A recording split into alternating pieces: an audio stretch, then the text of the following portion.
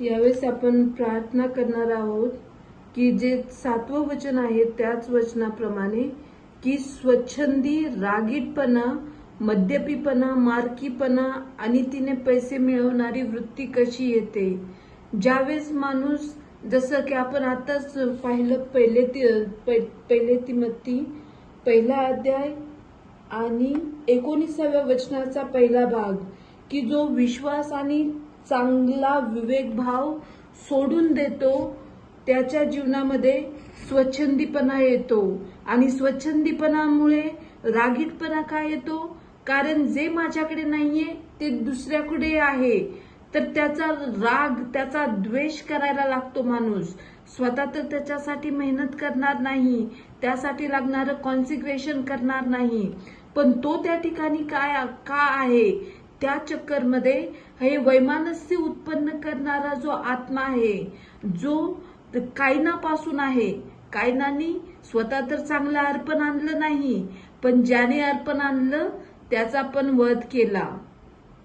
तर ही वैमनस्य उत्पन्न करणारी जी वृत्ती आहे ती रागीटपणाला जन्म देते, हे आपल्याला पाहायला मिळतं. आणि जो रागीट असतोय तो दुसऱ्याचं हित बघू शकत नाही, कशी त्याची वाट लागेल आणि मी त्याचं तो उद्ध्वस्त होण्यासाठी मी कसं काय करू शकतो, ते आपलं सर्वस्व खर्च करणारा जो व्यक्ती असतो, त्या रागीटपणाबद्दल या वचनामध्ये बोलण्यात आलं आहे.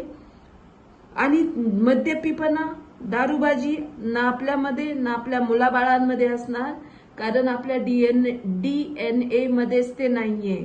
जरी आपण खूप लोक वेगवेगळ्या बॅकग्राऊंड मधून आलेलो आहोत, ख्रिस्ताची बाकीची मंडळी पण वेगवेगळ्या बॅकग्राऊंड मध्ये येते, पण जर आपले जे दैहिक पिता असतील, जर कुणाचे पिता दारुडे असतील, हे असेल, त्यांच्या काही लोकांच्या आया दारू बिरू पितात, तर असं जरी बॅकग्राऊंड असलं तरी आपल्याला हे समजायला पाहिजे, ख्रिस्ताच्या प्रत्येक मुलांना हे समजायला पाहिजे की जेव्हा आमचं तारण होतो तेव्हा आम्हाला ख्रिस्ताचा डीएनए प्राप्त होतो. आणि त्या डीएनए मध्ये मद्यपीपणा नाहीये, त्या डीएनए मध्ये जळफळाट नाहीये, त्या डीएनए मध्ये रोगराई नाहीये.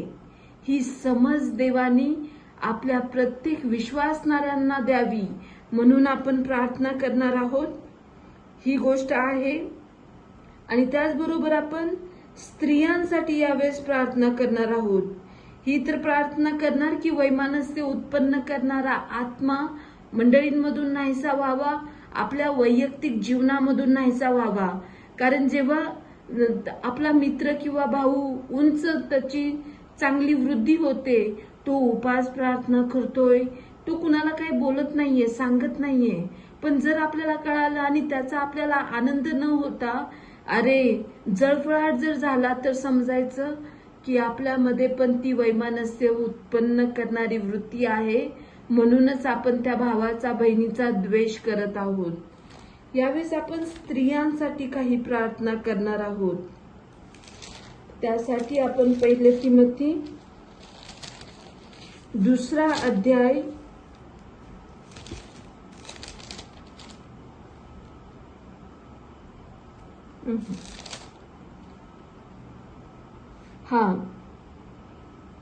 त्या काही ज्या लुडबुड्या स्त्रिया आहेत त्यांप्रमाणे पण आपण प्रार्थना करणार आहोत. 1 मिनिट. त्याच्या आधी आपण 1 तिमोथी 2 अध्याय 9 वचन वाचू आणि त्याच्या पुढे 13 पर्यंत आपण वचन वाचणार आहोत. तर त्याच्यामध्ये आपल्याला पाहायला मिळतं, स्त्रियांसाठी विशेष आपण प्रार्थना करणार आहोत, कारण अनेक स्त्रियांनी स्वतःचं जीवन उद्ध्वस्त केलंय, स्वतःच्या नवऱ्यांचं, मुलांचं जीवन उद्ध्वस्त करण्यासाठी त्या कारणीभूत झालेत. ना ते स्वतःचं जीवन बांधलं त्यांनी, ना घरातल्यांचं जीवन बांधलं. तर आपण प्रत्येक मंडळी जी ख्रिस्ताची आहे त्यातील प्रत्येक स्त्री ही सुज्ञ असणार आहे, यासाठी आपण प्रार्थना करणार आहोत. वचन 9 प्रमाणे आपण प्रार्थना करू. तसेच स्त्रियांनी स्वतःला साजेल अशा वेशाने, आपणास भिडस्तपणाने व मर्यादेने शोभवावे.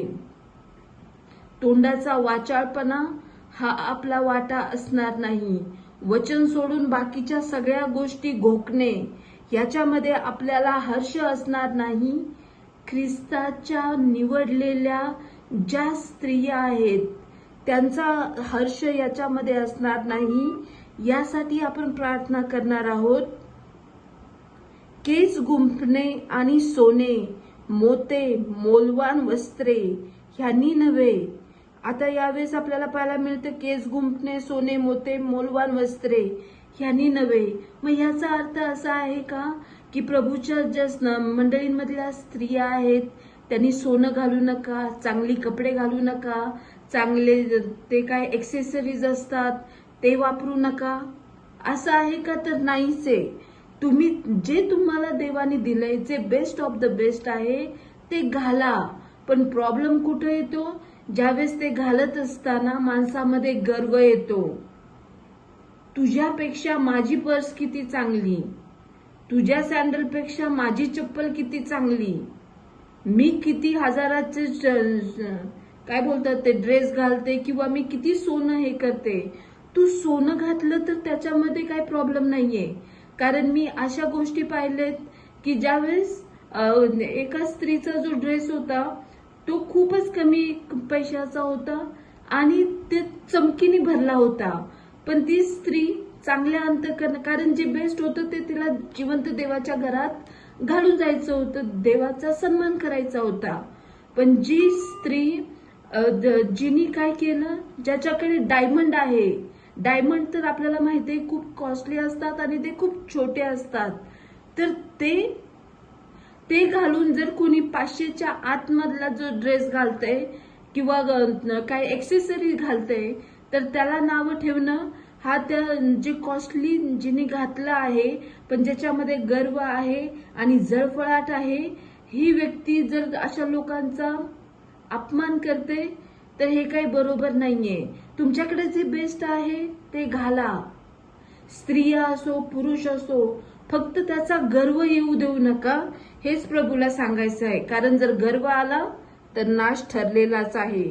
आणि अशा मूर्ख स्त्रिया ना ह्या शतकामध्ये असतील ना फ्युचरमध्ये जिवंत देवाच्या नावाला बट्टा लावणाऱ्या स्त्रिया घडल्या जाणार नाहीत. तर परमेश्वराचा धाक प्रत्येक स्त्रीवर यावा यासाठी आपण प्रार्थना करणार आहोत, जेणेकरून ह्या आयाबायांच्या कहाण्यांमध्ये आणि व्यर्थ वटवटींमध्ये स्त्रिया जाणार नाहीत.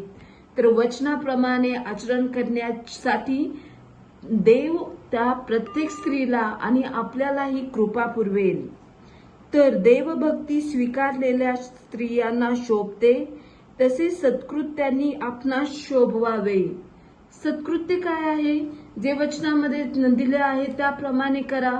तुम्हाला जर एवढीच हौस आहे स्वतःला हे करण्याची तर उपास प्रार्थना करा. तुमच्या हातांद्वारे चिन्ह चमत्कार अद्भुत कृत्य होऊ द्या. एकांतामध्ये राहा. जिवंत देवाच्या राज्यासाठी प्रार्थना करा. जिवंत देवाच्या अभिषिक्त जे सेवक आहेत, जे पुत्र व कन्या आहेत, त्यांच्या जीवांसाठी देवाचे आभार माना. ह्या सगळ्या गोष्टी करायचं सोडून बाकीच्या व्यर्थतेमध्ये स्त्रिया पडणार नाहीत.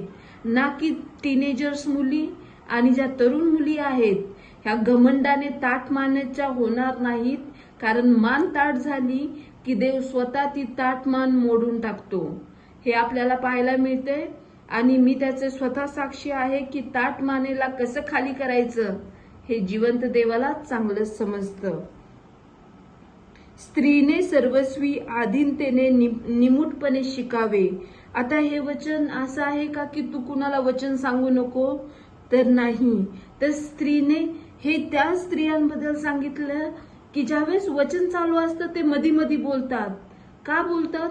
मधी बोलून त्या सेवकाला प्रश्न करायचा. प्रश्न समजून घेण्यासाठी नाही करायचा, प्रश्न यासाठी करायचा की तुझ्यापेक्षा मला जास्त समजतंय. आणि ते डिस्टर्बन्सचं कारण ठरायचे मंडळींमध्ये. तर त्या स्त्रियांबद्दल प्रेषित पौल आपल्याला मेन्शन करत आहे की अशा स्त्रिया तुम्ही बनू नका. जर कोणी वचनाचं शिक्षण देणार आहे तर समजून तर घ्या. त्याचा जर आदरच नाही करणार तर त्याच्याकडून येणाऱ्या वचनाचा काय आदर करणार आहे तुम्ही? स्त्रीला शिकवण्याची अथवा पुरुषावर धनीपण चालवण्याची परवानगी मी देत नाही. तिने निमूटपणे बसावे. हे पण त्या स्त्रियांबद्दल आहे की ज्या स्त्रिया स्वतःच्या नवऱ्यांवर त्या अधिकार चालवतात आणि इतका अधिकार चालवतात की त्यांना इतका घमंड येतो की बाकीच्या पुरुषांवर पण त्या अधिकार गाजवायला लागतात. स्वतःच्या शब्दाप्रमाणे झालं नाही की त्यांच्या तळपायाची आग मस्तकाला जाते. अशा स्त्रियांना परमेश्वराचं वचन एकदम स्पष्टपणे सांगतं की जर तुला तुझ्या घरात तुझ्या नवऱ्यावर हे कर, मंडळीमधल्या बाकीच्या पुरुषांवर तुला काय अधिकार नाहीये, हे आपल्याला पाहायला मिळतं. आणि अशा स्त्रीने निमूटपणे बसावं, कारण प्रथम आदाम घडला गेला आणि नंतर हव्वा घडली गेली. यावेळेस आपण जिवंत देवाचे आभार मानणार आहोत की ज्या ज्या स्त्रिया आहेत ते सुज्ञतेने वर्तन करतील, स्वतःसाठी आणि आपल्या कुटुंबासाठी नीतिसूत्र 31 प्रमाणे कित्ता अशा बनतील आणि त्यांच्या हयातीनंतर पण त्यांचं नाव कायम राहील. अशा स्त्रिया देवाने बनवावं, घडवावं, यासाठी आपण प्रार्थना करूया.